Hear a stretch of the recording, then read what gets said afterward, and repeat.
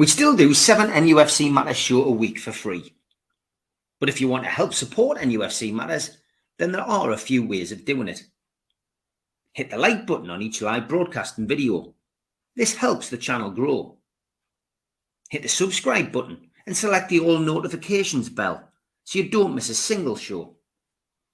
If you want to help us financially, then you can join the channel using this button with the membership starting at $1.99 a month.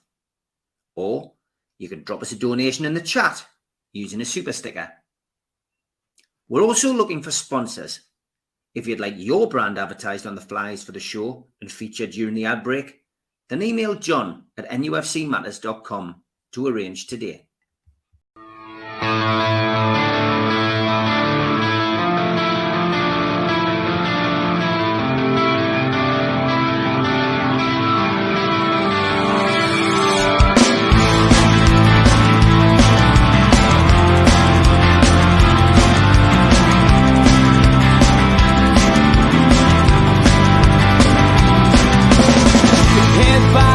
Critics attack. It feels like I've been talking to myself again. But it's the only way you're ever gonna learn. You look back and it's all in the past. I'm dwelling on the thoughts I cannot say to you. If I don't say the words, then maybe it's not true. And it feels alright when they come and say to you, you're the only thing that makes us all believe. And it feels alright where the worlds collide. Manipulation stands to make us break. What's that you said coming over you? You wish it upon a star. You wish it on a star. You are, you are, you are. You fight back, it's an all-out attack. It feels like I've been taken on the world's machine. Because I want it more than anyone can dream. You look back and it's all in the past. You tell me how you live by all the things you do. Well, you can be yourself, but maybe I'm not you. And it feels alright when they come and say to you, you're the only thing that makes us all. Good evening, welcome along to NUFC Matters. It is Talk of the Toon with me and Sid from Songs from the Attic 1977. Give that channel a subscription today. Hi Sid. How are you doing? All good, mate. And as always, the next hour we'll be talking a little bit of Newcastle United and a little bit of music. Rob will join us halfway through the show. So looking back at Newcastle United's game at the weekend. This is a pre-recorded show, so let's look back at Manchester City, Sid. What was your take on that 1-1 draw at St James's Park at the weekend? Yeah, it was... Sorry, itchy nose there. Yeah, it was fantastic, wasn't it? What a result. What a performance. I mean, I remember the guy sitting next to Stephen were thinking, we're all looking at each other going, oh, Christ, we're going to get absolutely tanked if we played like we did in the previous few games, let's be fair. But we were magnificent. To every single player played absolutely superbly. You know, from back to front, just magnificent. There were so many outstanding performances. I mean, there were 5, 6 people who you could nominate as man of the match quite comfortably, which just shows you. I think we had to play to that level to get something out of the game. I mean, if you look at their first 11 and our first 11, although let's be fair, they were missing De Bruyne. And they're missing Rodri, who I've said last week I think is the best player in the world. And De Bruyne has been the best player in the world at some point. So they're missing 2 absolute superstars. But they still put out an incredible team. I mean, when you can replace people like with, you know, Gundogan, for example. I mean, he's magnificent, isn't he? Their team. It's interesting.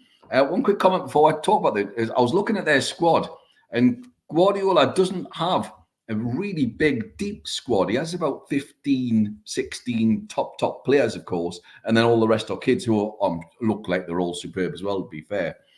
But they've not really, yes, they've spent a lot of money, but they've not gone out and, you know, like Man United, like wasted loads of money on various players. So they've bought really, really well. And it's obviously a bit of a template where we need to go down. But anyway, going back to what we're talking about, the match, just brilliant. I thought both keepers, what was noticeable as well about the match is both keepers pulled off absolutely blinding saves. The Joe Linton shot at the end of the first half, Edison's save was magnificent. It was like he turned, swiveled, and wellied it. It was like a rocket, and it was a super save. And then, of course, Nick Pope, right at the end, kept us in the game. And I have to say, without that save, if he hadn't been in goal, it'd been Dubravka, we'd have got beaten. And I think that's another 3 points he saved us, really has. So well done to him, despite his absolutely atrocious kicking. I think there's only Tim Krul who I've seen who's worse with his feet. He's the worst keeper I've seen apart from Krul with his feet. It's just awful. It's just, I mean, that moment where he gave the ball away and the player could have just chipped him, really. And if he just hit it there and then, absolutely terrible. But yeah, great anyway. Well done to him. But performances, there was so many who stood out. I thought Hall is his best performance in black and white. Players like that, he'll play for England pretty soon rather than later. I thought he dispelled my thought that he couldn't play there. I thought he was just outstanding. I thought, obviously, Dan Burn had a really good game as well in terms of having to put up with Haaland. And it's noticeable our players seem to man-mark him. And whether that's the way to go about playing Haaland, I don't know, but they do really well on it. It was like two men. It was two men. I mean, I've heard some people say, "Oh, Shaw had a really good game at keeping Haaland quiet," and I've heard other people go, "Burn did a really good job keeping Haaland quiet." I thought it was just a combined effort. I thought we went for a two-man job. I mean, the communication between the two was superb, and he didn't get a sniff. He didn't get a sniff in the whole game. He didn't. I mean, that little damp squib of a shot that he had early on, it literally rolled slowly into his hands. I thought, great, keep at it. Who else? I mean, there's so many you could just name who were outstanding. Gordon was unbelievable. He was back to last season's form. And I'll tell you what's interesting, and there was a comment made, and I think it was Gary Lineker, and I think he's right. Gordon could almost be our Jamie Vardy type. He's really, obviously he's lightning quick. He bends his runs really well. He's very rarely offside, actually, to be fair to him. If you watch him, he's very clever and he's an intelligent footballer. And like Jamie Vardy, he doesn't have the greatest first touch.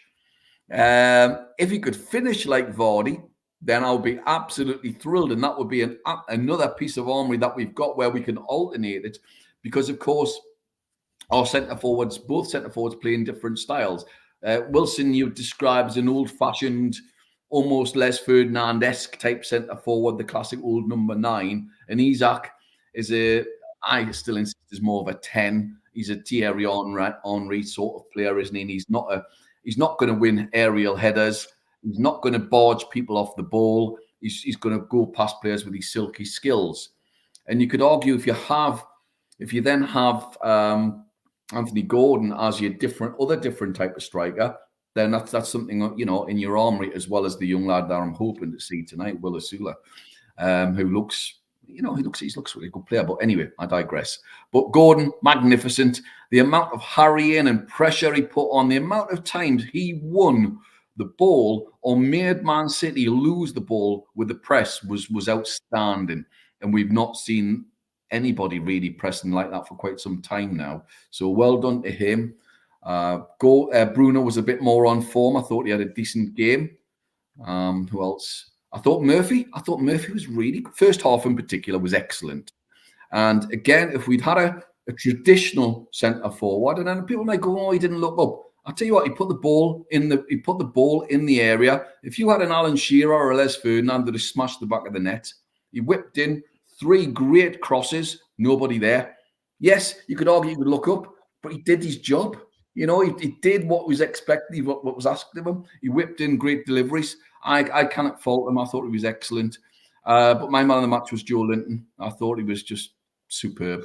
I thought he was superb. And he played that. Jamie Carragher, who I cannot abide, by the way, but he did analyse him very well last night.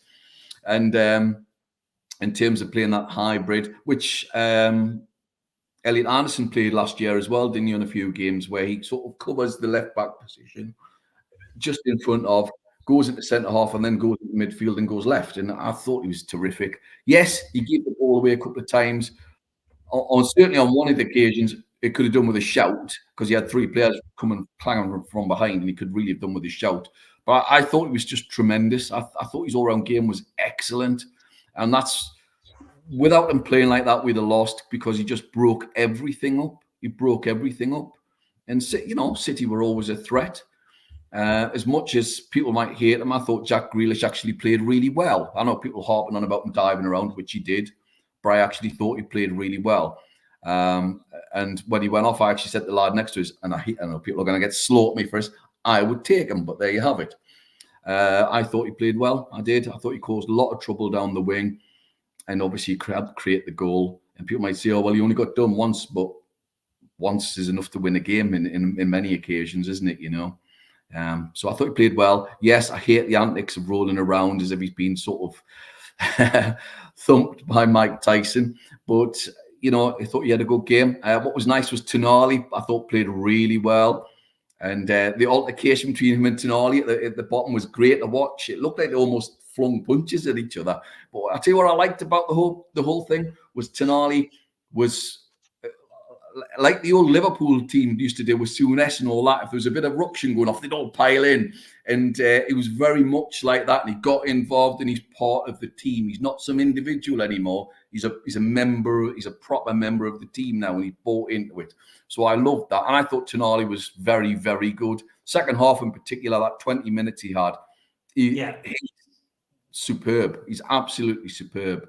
So, yeah, Joe Linton for me, man of the match. But I have to say Lewis Hall really, really pushed him in terms of the fact that he's a 19-year-old kid and he played that well. Wow, just well done. Mm-hmm. But I suspect he's going to need that protection on a regular basis to start with until he really beds in. But well done to him. So Newcastle, great. Eddie Howe got his tactics spot on. And a big shout out to Pep Guardiola, who bigged up Newcastle, bigged up Howe, bigged up the tactics.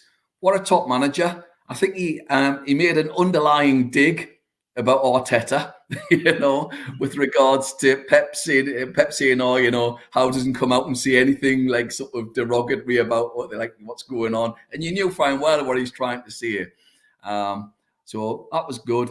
But can I just say my big gripe at the moment? And I've seen this on today on Sky, and again that the chances to win the title, and Newcastle are nowhere on the list, and yet Spurs were on the list, and I don't understand. Somebody please explain to me why. I mean, they must have been desperate to get Man United on the list, but they're an absolute car crash of a team at the moment, aren't they?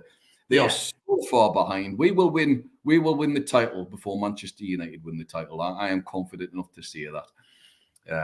And Man United have gone back to what they were in the 70s and 80s. They might win the odd cup here and there, but they ain't going to be winning the title anytime soon. And long may that continue, may I add. I agree. I mean, you're right about Gordon. I think your point you made about Gordon was that he's an intelligent footballer. Listening to his interview afterwards, it was interesting to hear about penalty taking. Even that is analysed by the young Gordon. He thinks about it. He gets himself into a particular zone, and he's never going to miss. I mean, it's clearly, he's read a lot, and he's clearly studied the psychology of football, Sid, I almost feel. Yeah, which is good, isn't it? And intelligent footballers, there ain't many of them, although Fabian Schär, I believe, has a degree, doesn't he? But, there are not many of them. I think we always go back to the past. And I remember Steve Coppell had a degree, and it was almost something that was mentioned every time he played, the sheer novelty of having an intelligent footballer. Oh, my God, he's got a degree. He's not a moron who drives 100 miles an hour in a car. But, so he does. And what was interesting now, I watched the match back the following day. I watched the match back, and they showed you on TNT or whatever it was on. They showed you the where he put the penalties, and he actually moved them around. So we've got 2 on the left, 2 on the right, 1 down the middle. So that's nice as well. He's clearly thought very, very carefully about it. It's not just Harry Kane, for example, is nearly 9 times out of 10 he's going to blast it to the keeper's right. So and you're not going to save it if he hammers it, but keepers are pretty well aware in most occasions. If you go on either side and down the middle, then very hard to sort of work out where he's going to put it. So well done to him, just brilliant. And that was exactly the performance that we needed, because we've been dire all season up to that point. Yes, we've scraped wins, but we've been appalling to watch. It's not been entertaining, and this was entertaining. Even if we got beat, and I thought we'd get beat at the end, my pessimist head went on at the end. I'm thinking, oh, here we go. Last minute, he's crossing the ball over. And even then, I was thinking, despite that, I was thinking, we've played well at least for 92 minutes. And I'm going to come away and say, yeah, all right, we might have lost, but we were fantastic. And, to get the draw was great. It was almost like a victory. It felt like more of a victory than a draw. And we could have nicked it. I thought that Joe Linton incident was probably just a penalty. I thought it was. I was going to ask you about that, because I've seen, some people say that was never a penalty. I thought that was more of a penalty than Gordon's. I've got to be perfectly honest. Although on further review, I felt Gordon's was a penalty as well. Oh, some people felt we could have had at least 3, maybe even 4 penalties in that. Yeah, game. Absolutely. The Barnes one I didn't think was a pen. I thought that was very soft. But I thought the Joe Linton one, he went across him.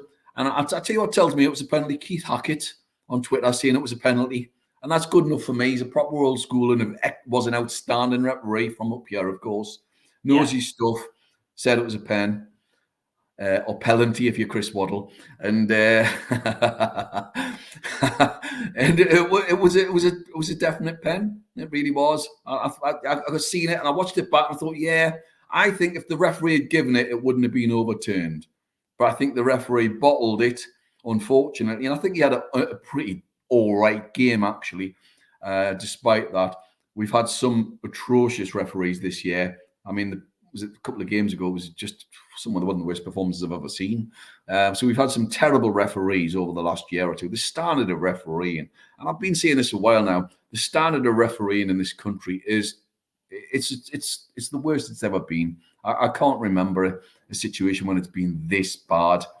And what's VAR doing? What's the purpose of VAR if they don't intervene? Now, I get our decision, all right? I can appreciate that VAR might say, well, no, we've gone with the referee. I can live with that.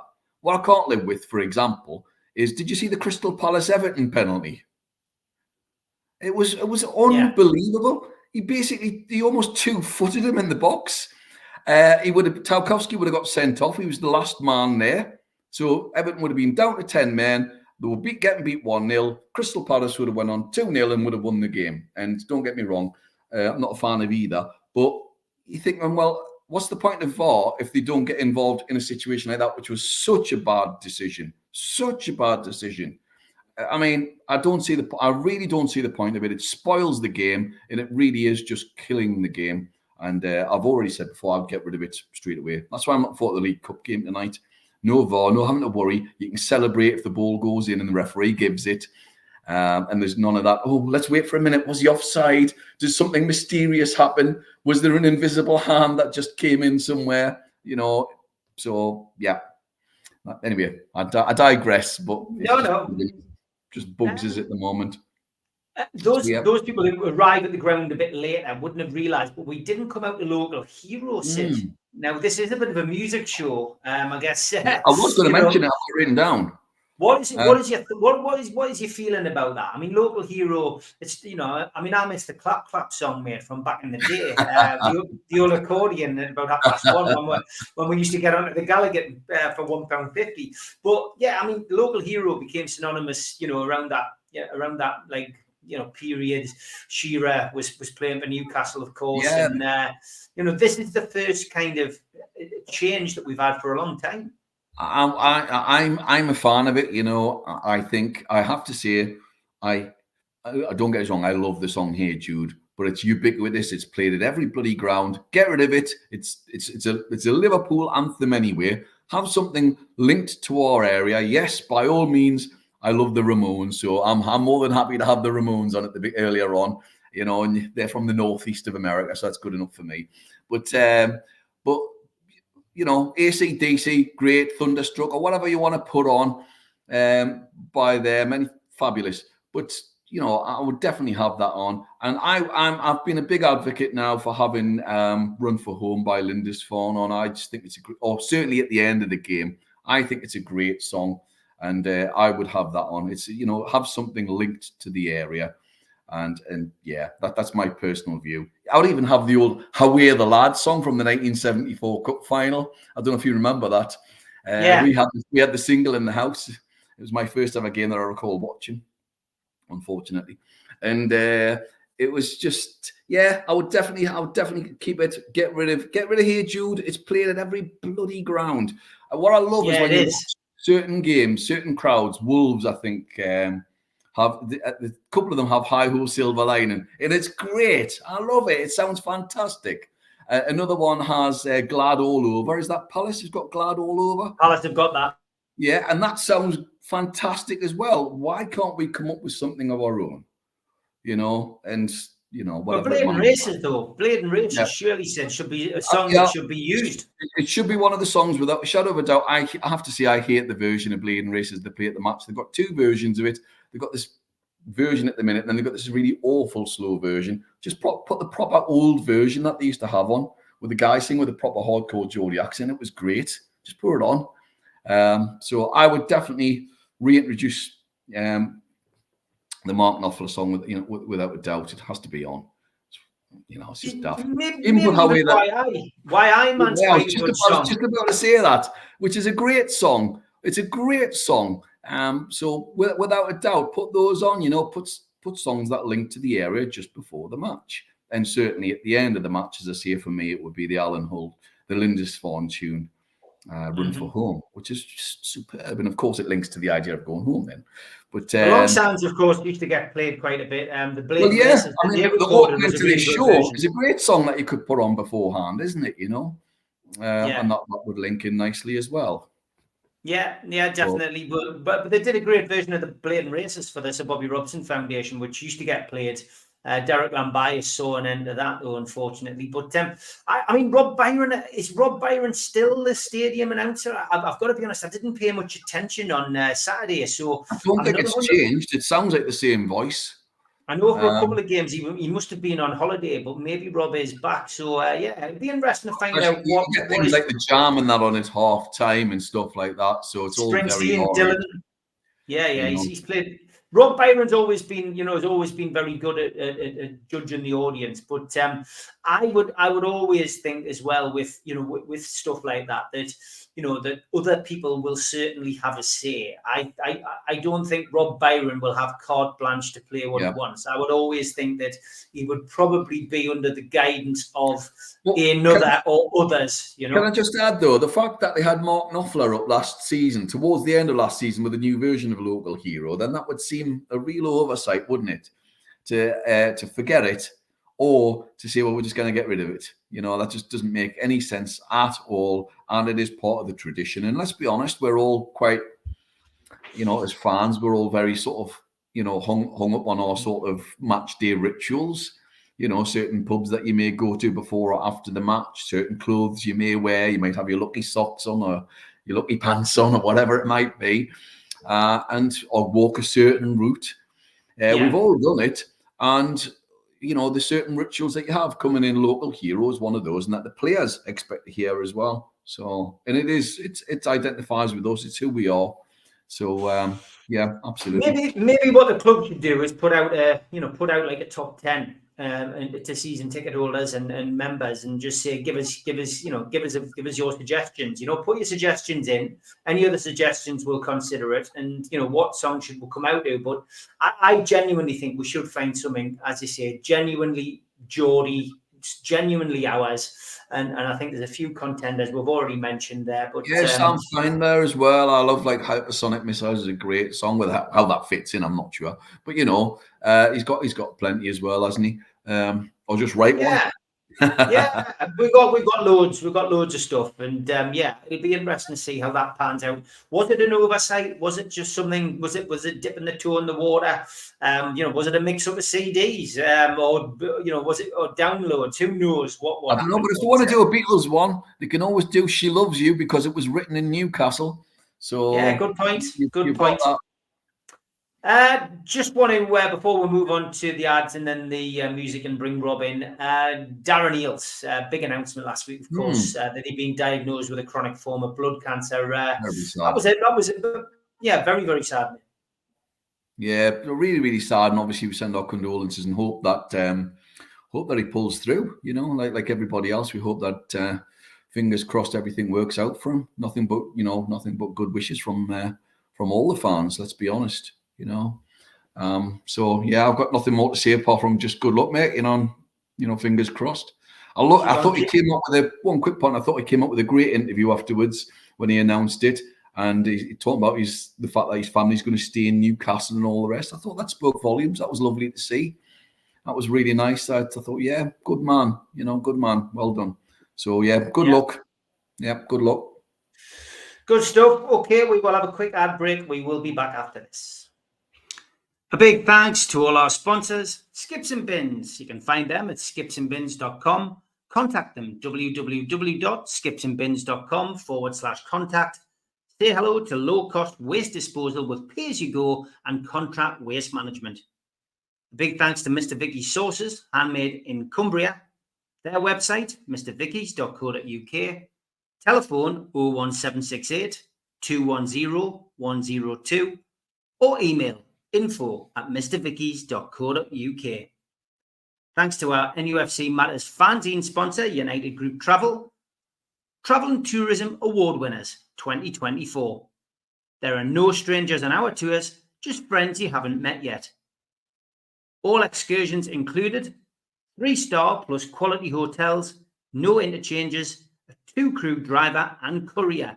It's a local family company, and you can find them at www.unitedgrouptravel.com or telephone 01670 632 460 or mobile 0791 666 4174. Big thanks to Media Arts for all the help with the technical side of things. And if you want to help support the channel, hit the subscribe button. We do 7 shows a week. Hit the thumb up under the video. That's the like button. It does help us grow. And click the share button. Help share to your social media. If you want to join the channel for as little as $1.99 a month, then hit the join button under this video today. We also help the food bank on this channel. Visit nufcfansfoodbank.co.uk. It takes you to the matchday bucket where you can donate some money virtually. Some events for your diary in aid of Dementia Matters. The Long Sands will be reforming and be supported by Lilac Lane and the Chris Norris Band at the Cluny in Newcastle on Saturday, January the 4th, 2025. Tickets are £15 pre-sale from newcastlelegends.com. An evening with Peter Beardsley takes place at the Tyneside Irish Centre on the 10th of January 2025. Tickets available from newcastlelegends.com or from Woucher. And an evening with the Entertainers takes place on the 24th of January 2025. Telephone the box office 0844 249 1000 or visit the website tynetheatreandoperahouse.uk. And the Magpie Lounge at the Gateshead Leisure Centre is now open. 7 talk-ins for £99. Joe Allen will be hosting talk-ins with Lee Clark, John Anderson, Steve Howie, Darren Peacock, Supermac, Steve Watson, John Beresford, all between the dates of January and July. £99 for 7 talk-ins, newcastlelegends.com. And don't forget, you can subscribe to our NUFC Matters fanzine, £20 for 4 issues with all proceeds going to Dementia Matters.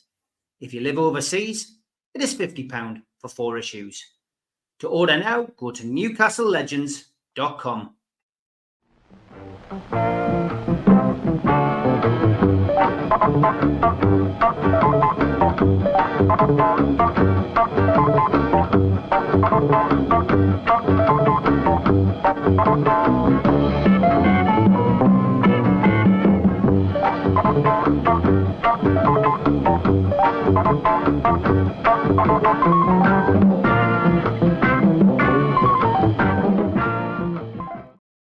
And it's a big welcome to Rob from Give Up the Ghost UK. How are you, Rob? Very good, gentlemen. Are you okay? Yeah, good to see you, Rob. And you both, yeah, all good. And as always, you've supplied me with an album you won't be reviewing. It's from Goblin Cock. Yeah. Never heard of them. Not likely to put that on. And In the absence of Sid not having time to read a book, it was kind of Rob to send us one that he's read. Cooking with Pooh. I think I'll give that a miss as well, Rob. Thanks. I know. Dirty protest. Well, I was going to just very briefly bring this up and just say well done, and well done with regards to how much you've raised for dementia matters for somebody who unfortunately has a mother with dementia. I just want to say, a big well done, because, it's a very difficult thing to do. So, well done to you for all that you've done. Thanks to everybody, including yourself, for chipping in with articles. It's something which I think everyone who's got it now loves it.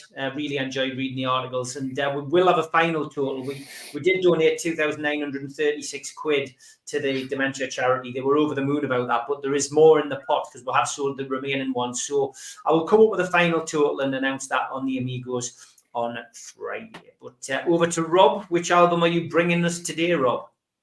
Well, thank you, Sid. This is for Sid's recommendation to me, a band from Dublin called Fontaines D.C, Dublin City. As soon as I think of Dublin, I don't think of U2 or, Temple Bar. I think of the Virgin Prunes, Gavin Friday. I think he works with U2 now.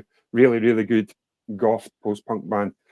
This album was recorded in Los Angeles. It's 2020, it came out. I've listened to it 3 times, Sid. We've got very good speakers, got Bang & Olufsen Redline speakers, so it's I wanted to make it a really, really good one. So it opens with I Don't Belong. Again, I can't help picking up on influences, but I think it's a good thing. So straight away I can hear Interpol, Sonic Youth, and the Smiths.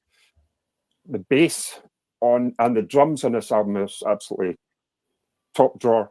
Really, really good shimmering guitars, and this song really does have a good post-punk feel to it for me.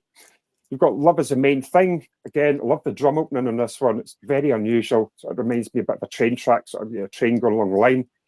Again, underlying bass runs on this up-tempo. It's up-tempo, but slow. It's really, really got a good vibe about it, this song. I do like this song. But Televised Mind, again, drumming. It's brilliant. It's said, you were saying I like this album. You see the drumming and the bassness, the recording and the mix of it is outstanding. Yeah. It's quite an indie sounding song, this one. This, I think, back in the day, sort of mid-80s, would have been a really, really good, sort of like a student, good song at the time of the student dance floor sort of thing. Not keen on the vocals, must admit. And you've got A Lucid Dream. Love the drum recording on this one. It's perfect. It's really upbeat. It reminds me of Oasis meets Teardrop Explodes. A bit unusual, but unusual is good for me. I got track 5. It's called You Said. Again, jangly guitars, and you get that in The Mission. A lot of goth bands. It's that sound. I just love it. There's not a lot of heavy chords on these sort of like bands. There's sort of more texture and sort of guitars on it on this one. It's got a bit of a waltz theme. I can hear the Smiths again in this one. You got track 6. Oh, Such a Spring. I'm not going to say I don't, but I'm not too keen on this one. It's very, very reminded me of Billy Bragg. A Hero's Death. It's again another drum intro, top song for chicken dancing back in the day. We still do it. I think the recording on this one is very low. It's sort of like drops, and I had to check my speaker volume in this one. Just really, really dropped down. Don't know if it's deliberate. You got Living in America. I thought again, the beginning of this one, I could hear In the Flat Fields by Bauhaus, absolutely stonking song. This song's a 10 out of 10 for me. I would definitely cover this song. So Craig, Johnny, and Paul. That's called Living in America by Fontaines D.C. You got I Was Not Born. I hear Love Will Tear Us Apart. The very, very intro to this. Good song. It's and then it's like floor tom and snare. It's my favourite style of drumming. Try and keep away from the hi-hats as much as I can. I try and fill out a song, just get more of a depth about it. Really, really good.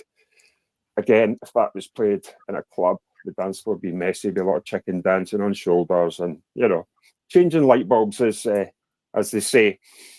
Then you've got Sunny, very moody, atmospheric one. Good rim shot drumming on this one.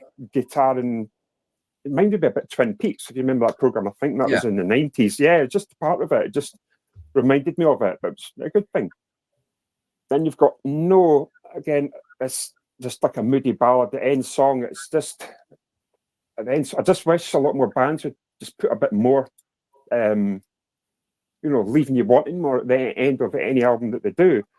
But it's a good album. I think just my opinion on this, I think the vocal seems very, very heavy. It's like the mix on it is very, I don't know. That's obviously just the sound that they got and the sound that they like. It's just very heavy. The vocals on it, the guitar and the bass and the drums is brilliant. I mean, I can actually pick up here on the snare wire, which is, it's absolutely sublime for me. But it's picking up everything, every bit of resonance, and that's what you want. If you like Bunny Men, Smith's Joy Division, that your teardrop explodes. They're on the spectrum of sort of dark wave and goth. And I think if they had been around to 86, they would have been ahead of their time. But definitely here, musically brilliant. The guitaring as well, and just the arrangements. Some of the songs, there's a lot of depth to it. But I did listen to it 3 times. But that's getting an 8.5 out of 10 for me. But I did enjoy it. There was about 2 or 3 songs that weren't my cup of tea, but I could pick up a lot of positives. Yeah, 8.5 out of 10. Not bad, Sid. Not bad. Yeah. Mine, well, I've done the other way around, and I've gone with The Mission. God's Own Medicine, which I think came out in 86. Is that right? Correct. Yeah. And it's got that sound, which it's got a weird sound. It's got the sound that I would almost say, I've written here in brackets, that sound of that era with the Alarm, Simple Minds, Big Country, all of that sort of sound. Sometimes good, sometimes bad, depending on which way you want to look at it. I think the 2 tracks I've got on at the end were added on, but I'll come to that later on. So it starts off really well with Wasteland, which I think is a great song, actually. It's quite gothy. It drives along. I really like that because it's a song that I didn't realize I'd put on a mix about 2 months ago because I heard it on the radio. So I put it on one of my mixes. So it's I knew it straight away. I haven't heard this album for nearly 40 years. So yeah, it's a really great opener.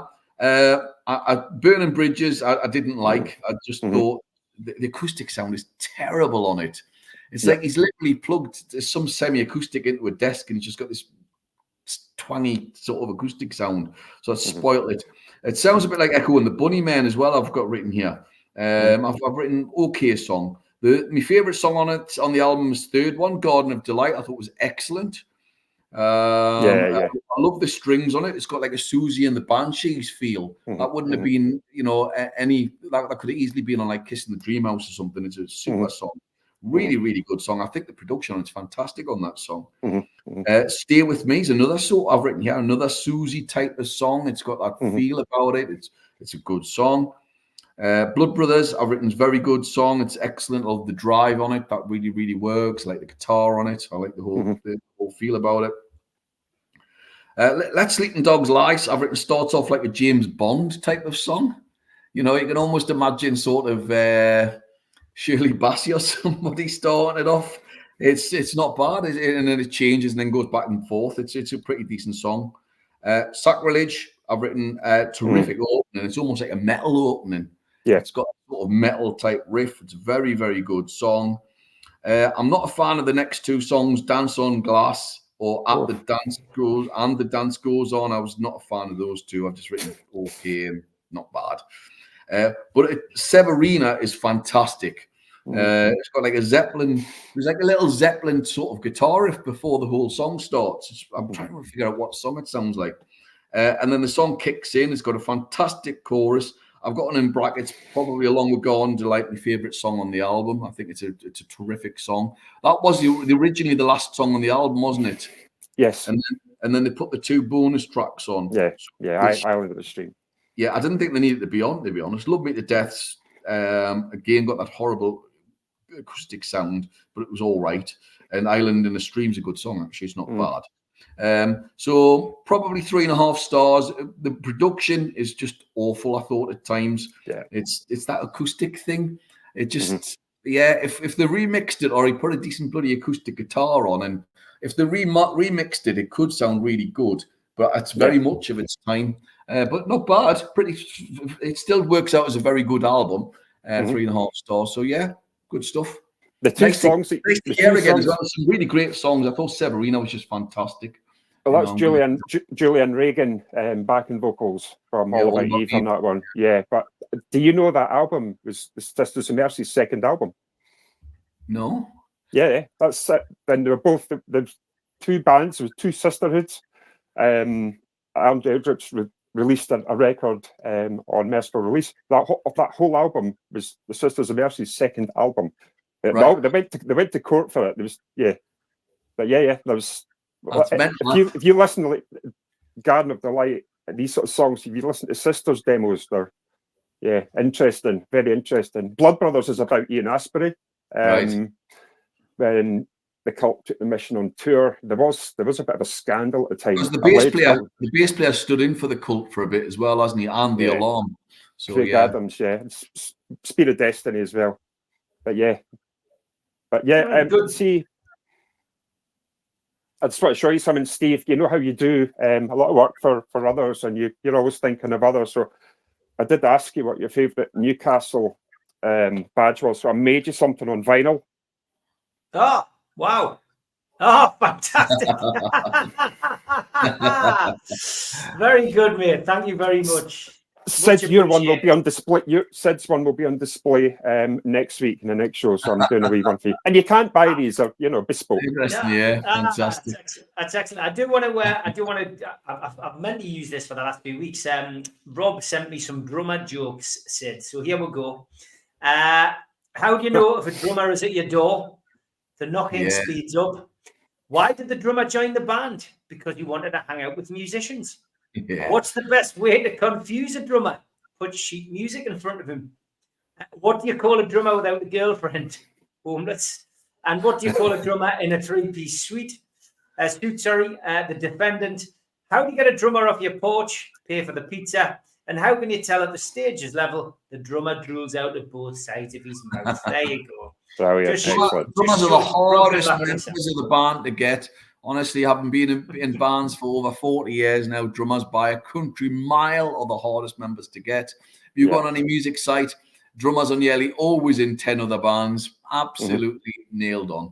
And some of them are nutters, but there you have it.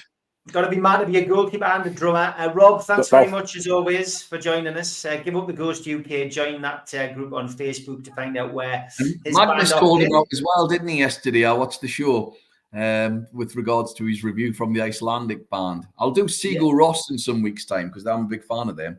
Yeah, he did thank you. He did thank you for reviewing the album. He was over the moon, and a lot of people in Iceland were very happy. So there you go, Rob. Okay, no problem. But did you see as well that Gateshead manager's away? That's another one. Saw that yesterday. Yeah.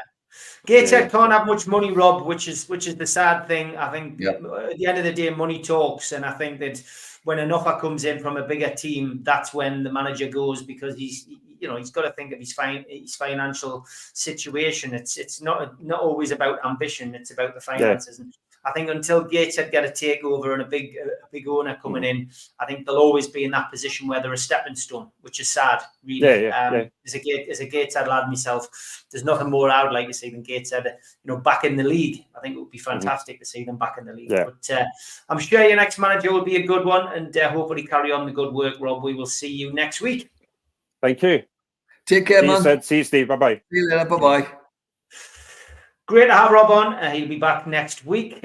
Just want to talk about Anthony Gordon potentially signing a new contract, Sid. The flag display by War Flags at the weekend against Man City was fabulous. It's weird because we can't see it being in the East stand, so we didn't have a clue. We were trying to work out what we were. Yeah, so I mean, a gold foil in my hand. I'm thinking, well, what the hell are we? And we were trying to figure it out. They did put it out on Twitter and tell people what it was going to be. I watched it the following day when I seen I saw the highlights and that, and I figured I'd obviously seen it then. But we didn't have a clue. You just stand there thinking, well, what the hell are we? What are we? But I thought, what a lovely touch, and it clearly moved him very much. He put a tweet out as well, and we can't be doing with looking at selling players like that. We've got to keep them for a number of years. And build teams round the likes of Gordon and Isak and so on and so forth. And so absolutely thrilled and buzzing because if you look at all the Twitter sites, of course, all the Liverpool fans just assumed he was going to rock up to Liverpool. And we've all had the whole, is his head still there and all the rest of it. But that was put to bed, I think, at the weekend with that performance. It was truly outstanding. It was a 10 out of 10 performance. You couldn't really knock what he did. He did everything right. And if his heart's not there, he ain't going to be putting all of that in. And I questioned the fact that the week before, the tracking back thing when he was just casually running back, that really annoyed me a little bit. But then again, is he was just building his fitness back up again, and therefore not putting his body out in terms of trying to get a hamstring injury. Well, we don't know. But it's nothing but good news. It's nothing but good news. I will be intrigued to see how his reaction will be on Merseyside on Saturday. That's going to be interesting because I think he'll be our centre forward on Saturday. Yeah, I don't think there's any doubt in that. I mean, obviously, we're potentially Callum Wilson could be back, but it got the impression he's not going to rush him back until the next international break. Alexander Isak, I don't think he'll risk him either. I'd be very surprised if he goes away. He shouldn't. If you've got a broken toe, it's he shouldn't, because if you look at Les Ferdinand, remember Les Ferdinand had a broken toe when we came second in the title race that season, and we should have won it really.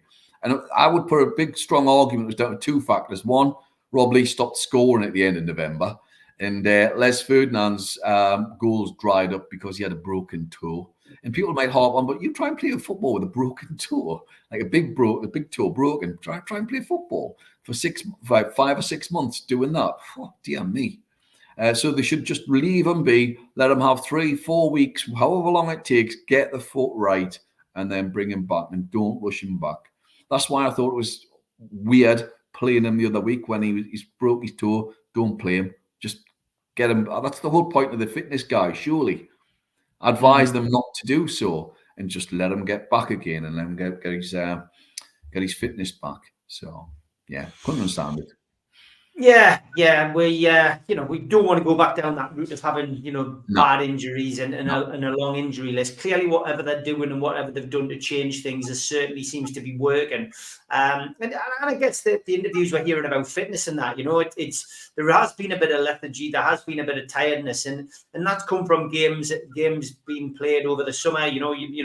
Internationals that people have played, and we're seeing it at our club. I'm sure other teams are seeing it at theirs, but gradually players are getting back to fitness. And I still think that, like we said last week, and we've said on other shows on this platform, that some of the players gradually, not having the family around them, like Bruno, for example, that's going to have an effect. His family's been away for a couple of months. Hugely. He's probably rattling around the house on his own. Anthony Gordon had the disappointment with England, but was still training all the way through the summer. He played a full summer the previous summer. So that's going to affect him. And I think we've got to sometimes remember the football as a human, Sid, not just robots who play football every week. Well, Trippier is a prime example of that last season, of course, which we'll not go into, but it's really obvious. So, absolutely. Yeah, painstakingly obvious it is. I mean, obviously, if we get Gordon tied down to a contract, it would be nice to get Isak tied down as well, wouldn't it? Absolutely, because yes, he's not been scoring, but we haven't been giving him the ball. But he's been scoring for Sweden, and as I say, I think he's the most gifted centre forward in the Premier League. Yes, Haaland will score more goals. You could argue he's a flat track bully, but he's a great one. I think Isak's got more of an all-round game. I still would like to see areas of him absolutely improve. Would I like to see him physically build up a little bit and hold the ball up more? Absolutely. He gives the ball away so often, it's ridiculous. His percentage of holding the ball up must be pretty low. And I'd like to see him head the ball. He's 6'3" or 6'4". I reckon, he jumps like he's about 5'2". So I would like to see him. I tell you what, I put money on Kieran Trippier would be able to outjump him. I mean, Trippier's good in the air. Trippier's almost like Kevin Keegan was, a little short guy, but great in the air. Whereas on the other hand, you got Isak, who's a big lad, and he can't jump for toffee, and his timing's all out. And this is something that he needs to work on. There are areas that he can improve on significantly, building up his upper body strength, holding players off, and bringing others into the game a little bit more. I'm not expecting it to be Callum Wilson on that front, who does that absolutely magnificently when he's fit. But I would like to see him do a little bit more. There's definitely areas to improve. And could you imagine if he had that to his game? He would be the best striker in the world quite considerably, because he's very special. We haven't had his player that good since he's a centre forward since Alan Shearer. He's that good of a striker. He's special. I have no qualms about it whatsoever. Yeah. Yeah. I mean, I do want to just ask you your favorite point of the Entertainers legacy, 92 to 97. Have you got a favorite period of that? I'm doing this to blatantly plug Will Scott's new book, which comes out in November the 30th. So There are so many, though, aren't there? I mean, they're going up against Leicester City 7-1, 6-0 at half time. That was a special game. I remember walking through the city centre underneath the flag after the match. Yeah, that was an interesting evening. But yeah, that was. I'm not going into it, but that was good. I remember. I mean, there are so many games that jump out as well. I remember beating Villa 4-3. That was an incredible game. And I think Dwight York scored a hat-trick and still lost.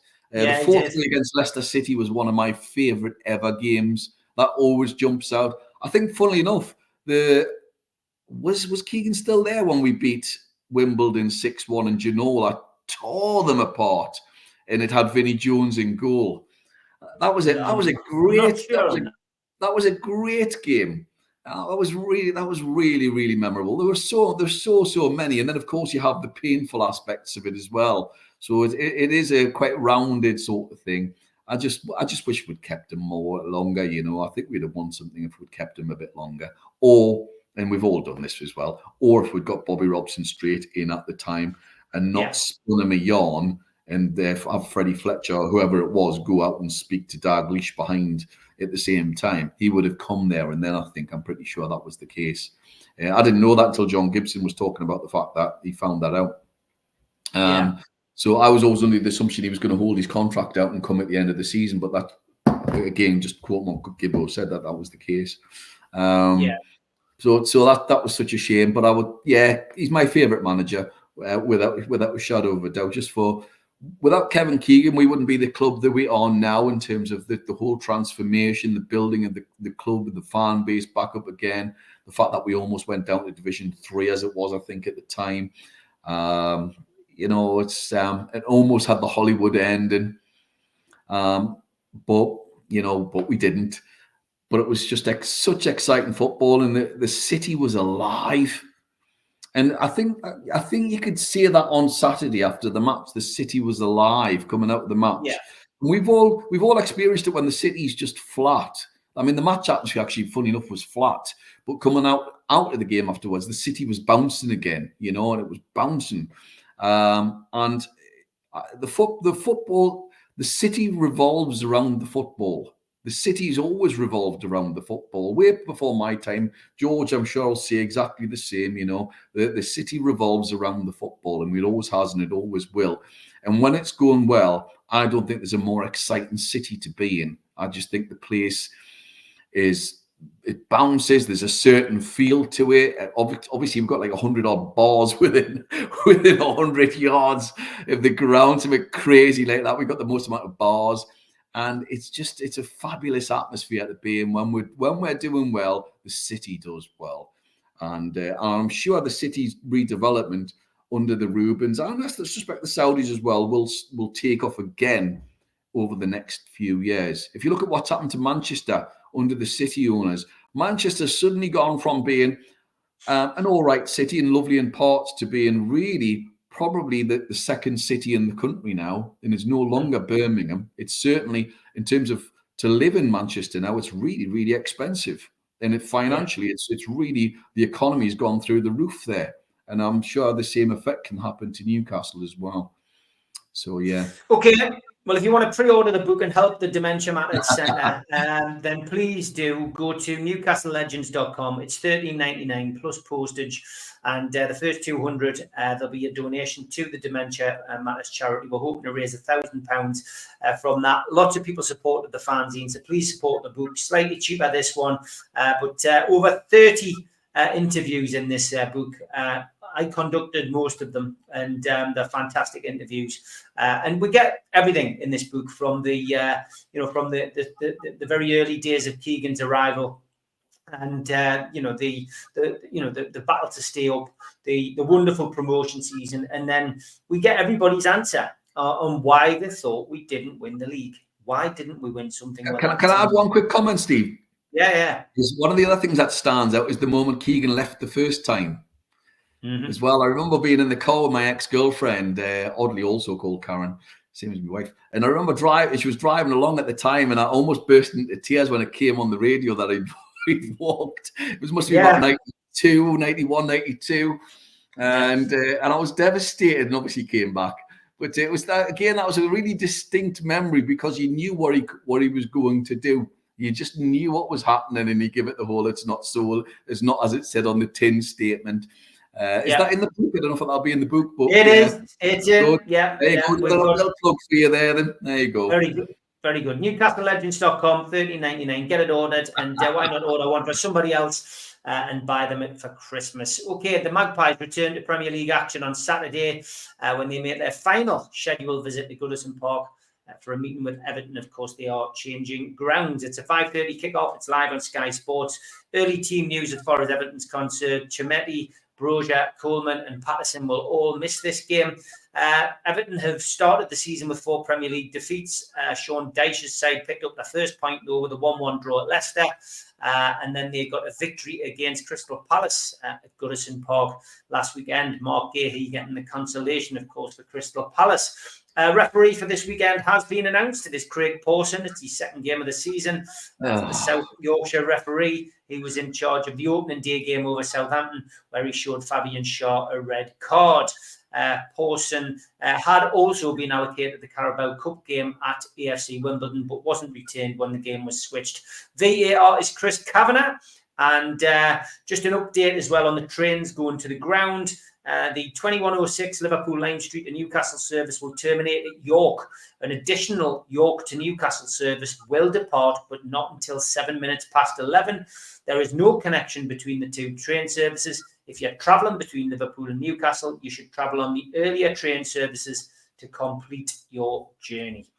So, as this is pre-recorded on Tuesday, and we don't know what's happened on Tuesday night with regards to the Carabao Cup, hence us not mentioning it today. What's your views on this game at the weekend, and what you're going to do, and what are you expecting? I think it'll be the same team that started on Saturday against Man City. I think it's nailed on, unless we have an injury. And that's the team I would start, absolutely. Yeah. So you play that well, everybody deserves to start, as far as I'm concerned. And yeah, I would absolutely start that lineup. And I expect to win. We got beat off them last year. They all seem to raise their game a little bit as well. I absolutely detest Everton, I have to say. The fans are really entitled. We hear them, we deserve to win. We deserve this, that, and the other. No, you don't. Nobody deserves anything. It's just, we all, we're all fans, and you get what you're given, unfortunately. And I've got no time for them. And I'm hoping, I'm going to be really optimistic here, and I'm going to go 3-1. I think we'll win 3-1. There'll be more if we're at Isaac, but there you have it. Great stuff. Thanks to Rob. Thanks to you, Sid. Songs from the Attic 1977. Anything coming up on your channel soon? Yes, top 10 albums from the 80s. I've just done a show as well, top live albums with 2 other guys, and we had 27 different choices, so that was interesting. Wow. So yeah, there's some unusual choices. For example, I got Stiff Little Fingers in there as well with Hanks and stuff. So yeah, some interesting choices, not the usual stuff. So yeah, check it out. So yeah. Good stuff.